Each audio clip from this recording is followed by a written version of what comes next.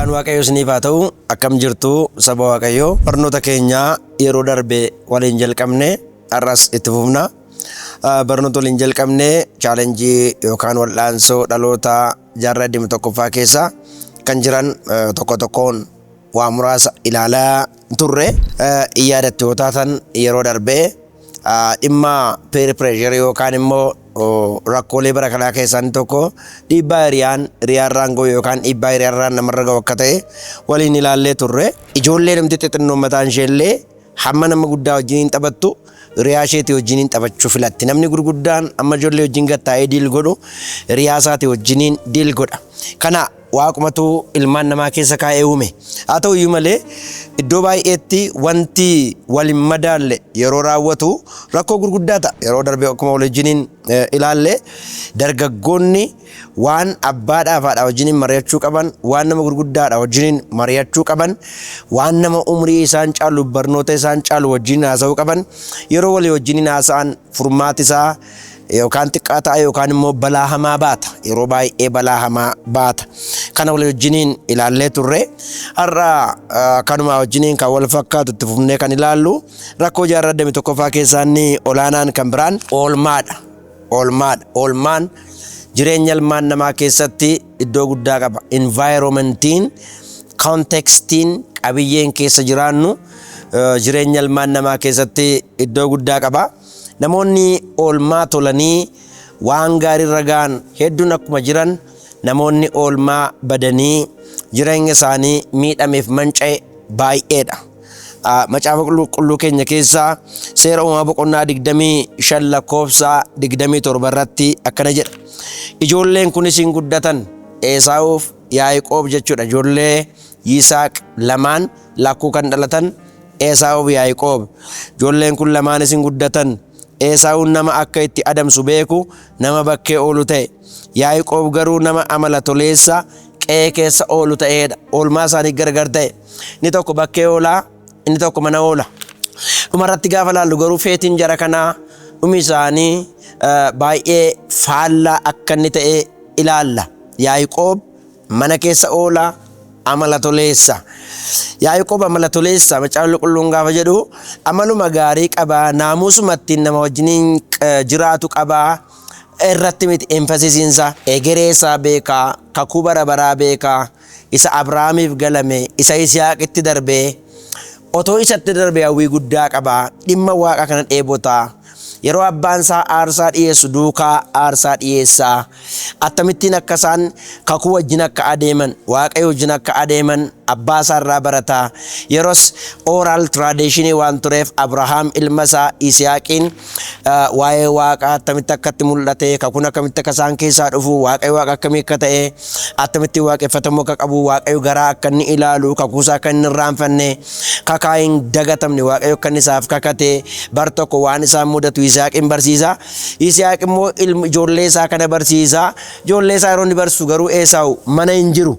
Esaawu bakkee oolaa, kuruphee wajjin oolaa, bosonuu wajjin oolaa, qeerransaa wajjin oolaa, bineensa daggalaa wajjin oolaa, nama adamoo beekuuf nama bakkee oolu ta'e, nama jireenyi isaa gadhiise jechuudha. Macaafni qulqulluun Ibroota boqonnaa 13 irratti nama biyya lafaa kanaaf mijatudha. Nama biyya lafaa kanaaf mijatu, kajeellaa fooniitiif nama ta'u, nama waan har'aa duwwaadhaaf jiraatu, nama waan fooni duwwaadhaaf jiraatu.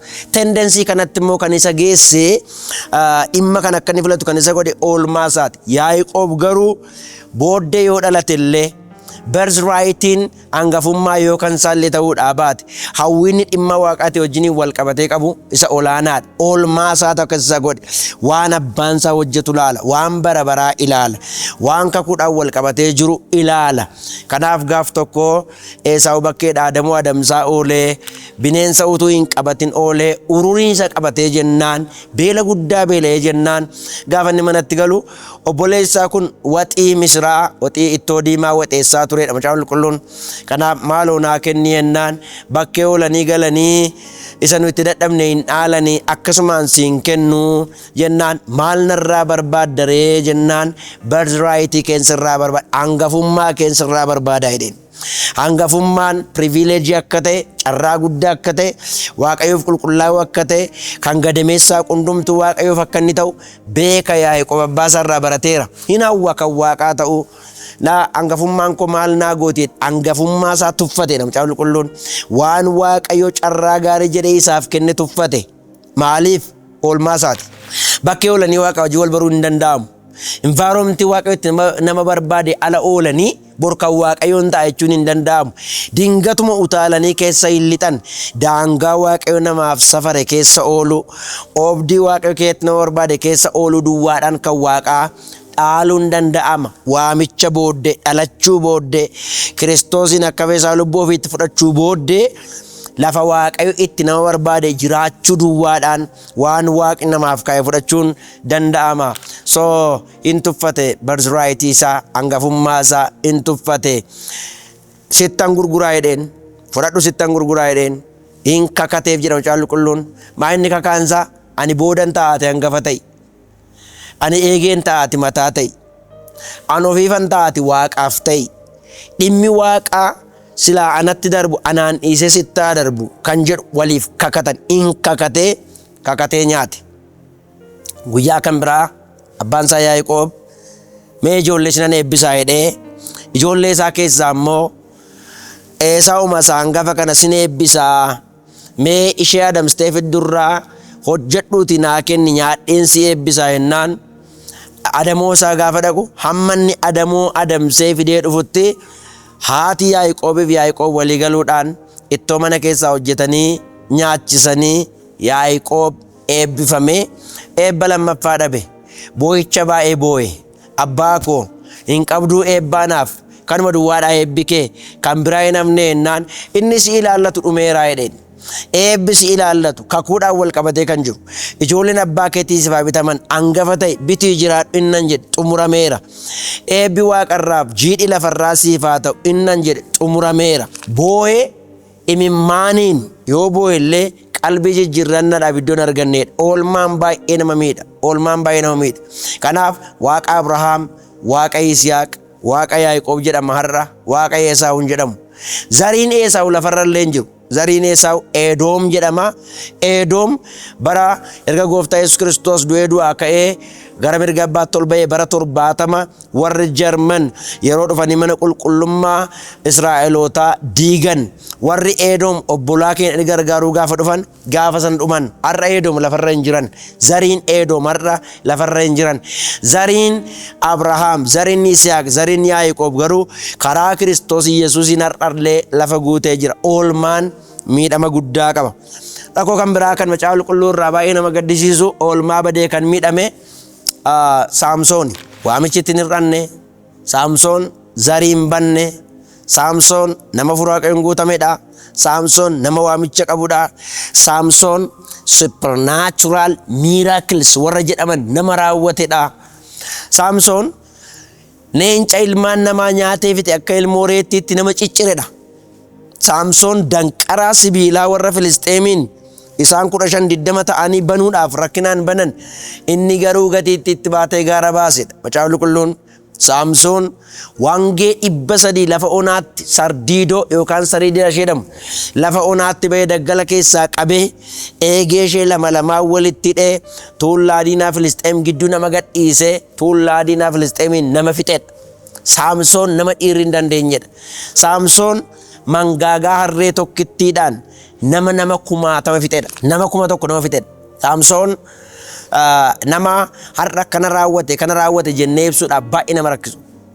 Kakuu haaraatti illee biroota boqonnaa 11 irratti waa'ee Saamsooniin waa'ee isaa dubbachuudhaaf yeroo nuun ga'uu jedhan warri macaaficha barreessan waa'ee Yooftaahee, waa'ee Geediyoon, waa'ee Saamsoon dubbachuudhaaf yeroo nu hankaakaa jedhan. Saamsoon nama waa'een isaa dubbatamuudhaaf yeroo nama hin geenye miiraakilii gurguddaa kan raawwate Israa'el irratti waggaa 20 kan farade nama guddaa nama dibataa ture rifeensa amma irra jirutti Saamsoon nama hin danda'amne ture. Garuu oolmaa bade. Saamsoon gara Gaazaatti gadi bu'ee Daliilaa kan jedhamtu gaalamoo tokkotti ol galee Saamsoon erga sanaa kaasee gadi hin baane. Arras sin jaalladhaa, sin jaalladhaa, sin jaalladhaa, sin jaalladhaa utuu waliin jedhani Saamsoon dhumarratti dhoksaa Waaqayyoo isa keessa kaa'e bakkeetti baase. Saamsoon oolmaa bade, riyaa bade. Saamsoon oobdii isaa filatee hin oolle. Filisxeemiin lolaaf dhaqu malee achi buluuf hin dhaqan. Orma bobaa jala qabatanii Waaqa wajjin hin jiraatan. Sarbaa Daliilaa irra ciisaa nama hin ta'an. Waan Waaqayyo ciiga'e wajjin oolanii bulaa nama hin ta'an. Kiristinnaan gootummaa miti. Kiristinnaan Waaqayyoof jiraachuudha.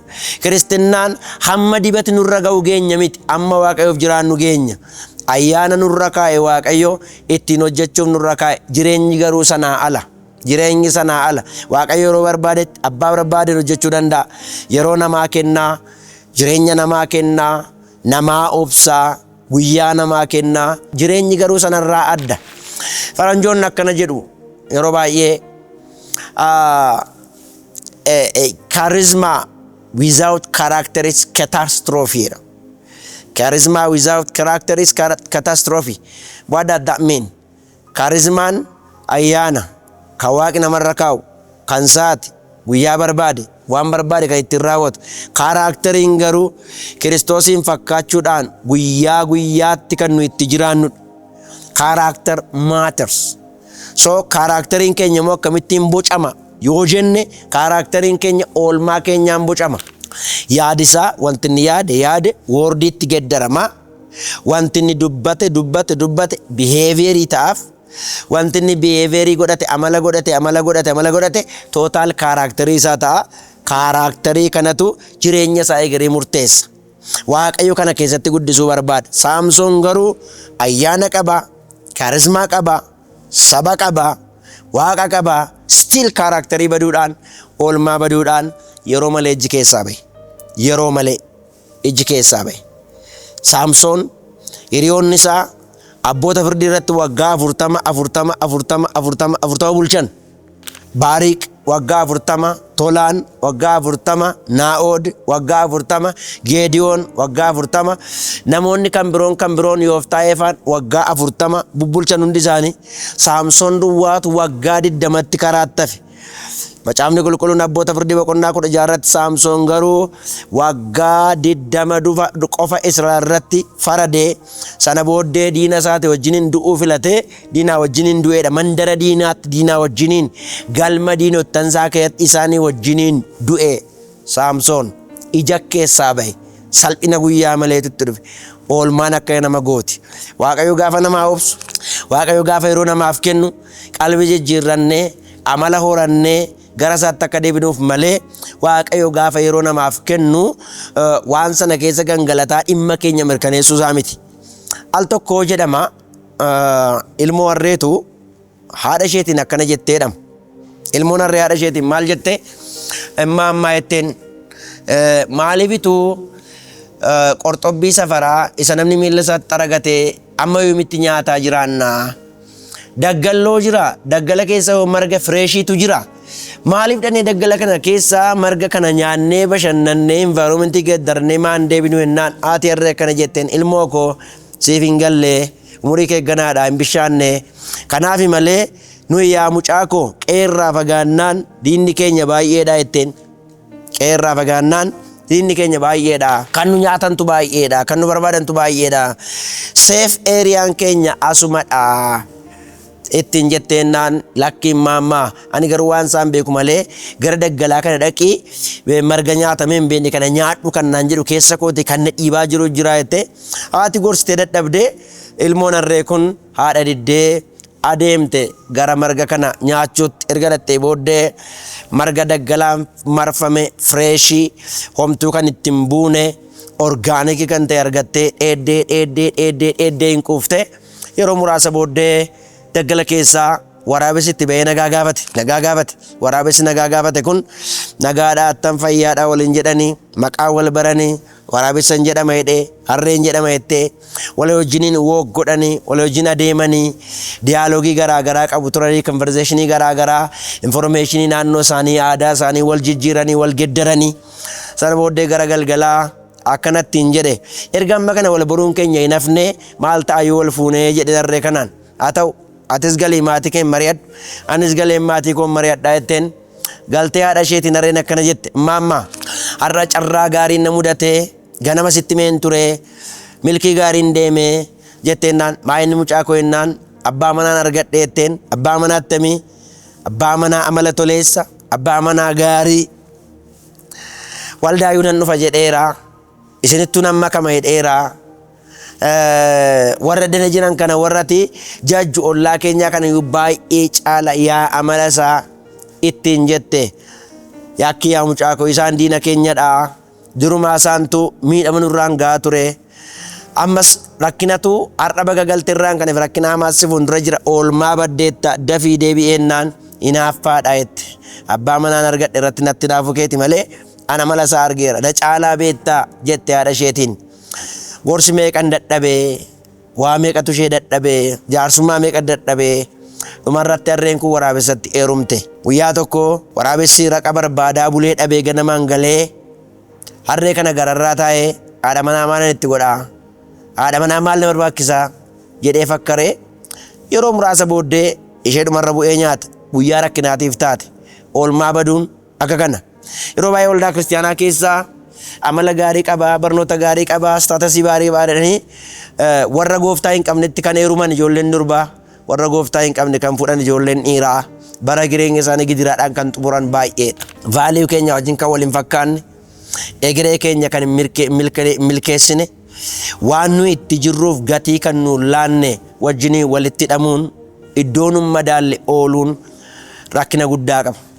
Bara seenaa namoonni wanti lafti isaan oolan iddoo isaan oolan namni isaan wajjin oolan paartinariin isaanii waan baay'ee isaan fayyadu miti.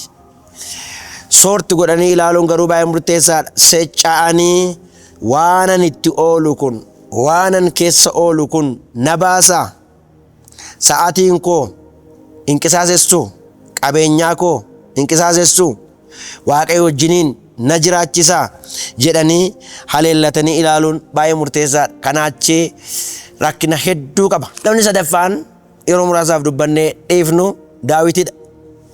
Daawit macaafa Saamu'eel lammaffaa boqonnaa 11 lakkoofsa 1 irraa jalqabnee boqonnaa 12 lakkoofsa 1 irraas kaafnee gaafa ilaallu Daawit bara mootonni macaafa Saamu'eel isa lammaffaa boqonnaa 12 lakkoofsa 1 kaate bara mootonni dirree lolaatti lafa onaa dirree waraanaatti adeemanii daangaa kabachiisanii galan Daawit garuu qe'ee keessa ooleedha.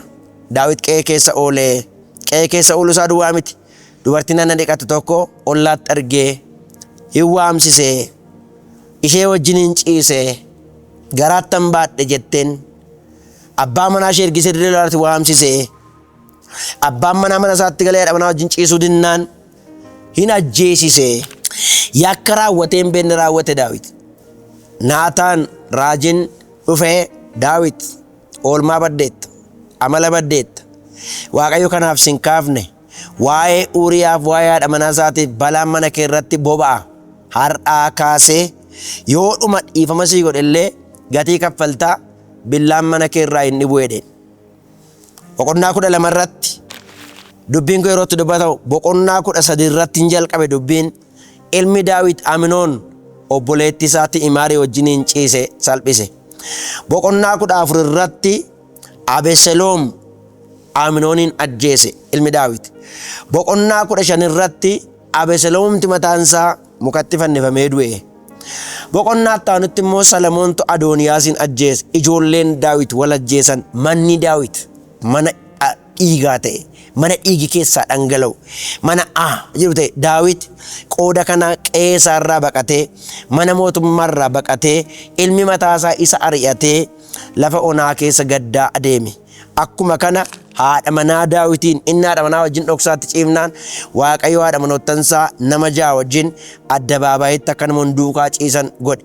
gatii guddaa kaffale. Oolmaa baduun nama gaddisiisa. Faarsaa 51 irratti qalbii jijjiirratee yaa Waaqayyo waan hundumaa narraa fudhatteetta. Hafuura kee garuu narraa hin fudhatin. Hafuura kee sagaayii narratti haaressi. Haadhuma kootu ijoollummaa kootii kaasee cubbuudhaan na da'e. Rakkina akkana natti fide. Atumti duwwaan naadhi si yakke jedhee qalbii jijjiirrannaa dhugaadhaan deebi'e. Har'as chaalenjii waldaa bara kanaa keessaa inni olaanaan oolmaa baduudha. Oolmaa baduudha. Namni Waaqa wajjin oolaan jiru lafa kadhannaatti in argamu. Lafa waaqeffannaa dhugaatti in argamu. Personaalii fellowshippii sagalee Waaqayyoo wajjiniin namni in qabaatu. Namni wantoottan garaagaraa wajjiniin oola. Booda kan itti dhufnu namoonni miidiyaa hawaasaa wajjin oolu, TikTokii jala oolu, Facebookii jala oolu, namoonni YouTubeii jala oolu, namoonni virtual kan ta'e TV garaagaraa jala oolu. Waaqayyo wajjiniin oolanii buluun namootaniif isa ulfaataa ta'eera. Kanaaf oolmaan koo na guddisaa jira moo na xinneessaa jira kan jedhu haleellannee ilaaluun baay'ee murteessaa ta'a. Paartii itti aanu irratti chaalenjii isa itti aanu walii wajjiniin ilaalla. Furmaati isaa garuu dhaabadhaa ilaalaa. Lafan oolu Waaqayyo jira. Afurri Waaqayyo na wajjiniin jira. Dhimma Waaqayyo itti guddadhunaan jedhetti oolmaan koo kun na guddisaa jira kan jedhu xiinxallee ilaaluun murteessaa ta'a. Waaqayyo isin haa eebbisu. Akkuman kanaan dura isinitti himaa ture YouTube kana subscribe godhaa. Namootan isaan qaqqabuu qabuun qaqqabsiisaa. Waluma faana wal'aansoo jaarraa kana tokko tokkoon ilaalaa. Yeroo biraa immoo furmaata isaa walii wajjiniin falaa barataa adeemna. Yeroo qabaataa turreef maqaan Waaqayyoo haa ulfaatu. Warri dhaggeeffattan dubbii dhugaa kana Waaqayyo isin keessa haa bulchuu. Warra ija naqattan isin haa godhu. Oolmaa keessan oolmaan keenya Kiristoosii wajjin oollee buluu nuuf haa ta'u. Ulfaadhaa. Waaqayyo isin duukaa haa ta'u.